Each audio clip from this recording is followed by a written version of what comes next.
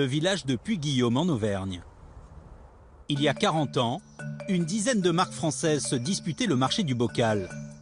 La plus mythique d'entre toutes a gardé le même nom depuis le début, le Parfait. La marque est née en 1930 et c'est la seule à avoir survécu. Tous ses concurrents français ont disparu. Il y a une chose qu'on ne faisait pas il y a 85 ans et qui arrange bien les affaires de Christian Pradel, le patron. C'est recycler le verre des anciens bocaux pour en faire des neufs. Quand vous mettez vos bouteilles dans les bacs à verre, le verre ensuite est nettoyé, concassé, et on obtient le groisil ou le calcin, selon les termes, qui va descendre dans la trémie et va être refondu à 1400 degrés et va refaire un bocal ou une bouteille. Une matière première un petit peu moins chère. Un bocal est désormais constitué en partie en verre recyclé et en grande majorité à partir de sable fin. La machine à produire les bocaux est digne d'un film de la guerre des étoiles. Et pourtant, elle est d'époque. Tout est automatisé. Une poignée d'hommes suffit à faire tourner l'énorme machine. Chaque jour, 350 000 bocaux sortent des lignes de production. Il reste une dernière opération, la plus importante.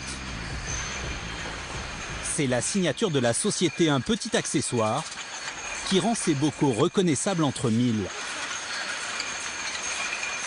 Voilà la fameuse rondelle orange, toujours la même depuis plus de 85 ans. Aucune machine ne peut remplacer le savoir-faire de ces ouvrières. Il faut 5 secondes pour équiper le bocal de son attache métallique.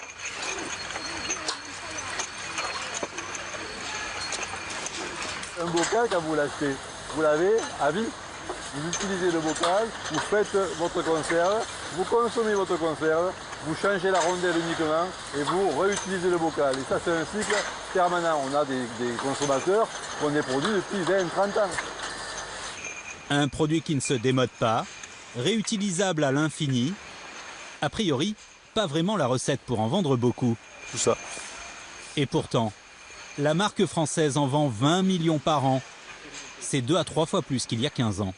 Ici, c'est une commande pour les États-Unis. Ici, vous avez des produits pour le Japon. Je dis souvent, moi, il y a la bicyclette, il y a le béret, la baguette de pain. Et de suite après, il y a le bocal de Parfait comme symbole de la France. Le tour de force de Christian Pradel, avoir réussi à rajeunir l'image du bon vieux bocal de mamie. Leur campagne de publicité l'année dernière en est la parfaite illustration. Je n'ai pas le Wi-Fi, pas la 4G, la 3G non plus d'ailleurs. Je ne suis pas extra plat, non, vraiment pas. Et pourtant, à ma façon, je peux améliorer votre quotidien. On est très loin de ce que proposait la société à l'origine. À l'époque, quand les réfrigérateurs n'existaient pas et que la conserve était le seul moyen de préserver les aliments. Maintenant que tous les foyers sont équipés, la marque doit trouver d'autres arguments pour attirer de nouveaux clients.